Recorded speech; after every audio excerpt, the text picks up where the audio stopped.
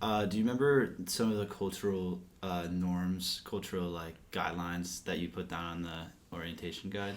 So, one of the key ones really has to do with being sensitive to the Buddhist culture. And you, having been on our Thailand program, for example, understand some of what that's all about. And I won't go into all about. I would love to. I love talking about this stuff.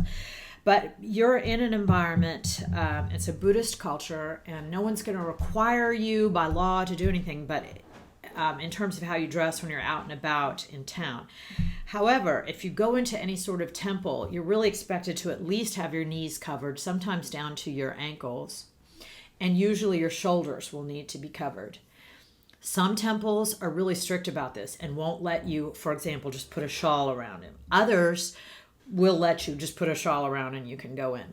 And these are enterprising places. So if you have not dressed appropriately, there are frequently people right on the outside of a temple, and you remember seeing this, Toby, where they'll rent or sell you articles of clothing so that you are able to go in and be appropriately dressed.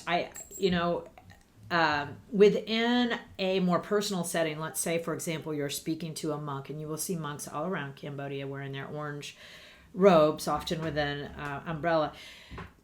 A few key things to know is if you're a woman, you do not touch monks and you also don't directly hand them anything. If you needed to hand them, let's say, a glass of water, rather than giving it to them directly, you put it on the table, and then they will pick it up. And this is not about inferiority or superiority. In their mind, it's a way of decreasing the possibility of attachments. Since attachments, if you fall in love with somebody and then you break up, it really hurts. So their concept is more just to avoid those attachments from the get-go. And every time you get closer to someone, particularly physically, there's this feeling that it can lead to attachment. So anyway, one of the bigger items is trying to be respectful in terms of clothing. It is so hot and it is so humid that I know people are tempted to wear, spaghetti straps and sleeveless shirts, and you can do those. Just keep in mind that particularly when you're going to temples, it is disrespectful and often not allowed at all to not cover yourself a bit more. What else am I leaving off? So there's a couple of rules. Actually, they're not rules. Don't touch another person's head because in Cambodia it's sacred. That's right. Don't put your feet at a person or object, particularly if that person or object is Buddha. Yeah, that's considered very rude. Yeah. A setting where that might happen is somebody goes into a temple and is sitting there listening to the chanting, and if you sit with your legs out in front of you pointing at people, that is just the height of rudeness. So it's better to sit on your side with your kind of knees, with your feet behind you. Yeah.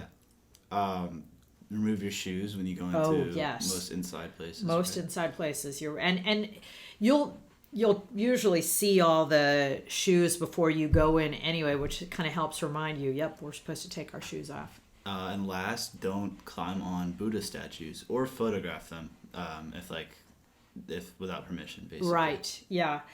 And usually there will be signs telling you what you can and can't do. I would just ask you to be respectful. There are also, Buddha heads are sold in a lot of the souvenir shops, but a lot of the local Cambodian people feel it is some think it's bad luck and some think it's disrespectful to buy them. So it's good to know it. No one's going to keep you from doing it. If anything is considered real teak or real antique, that is highly regulated. So when you buy things, just keep that in mind that it might be taken from you as you leave the country if you don't have paperwork showing that it's not an antique or that it's not teak wood as you leave. So it's just good to know.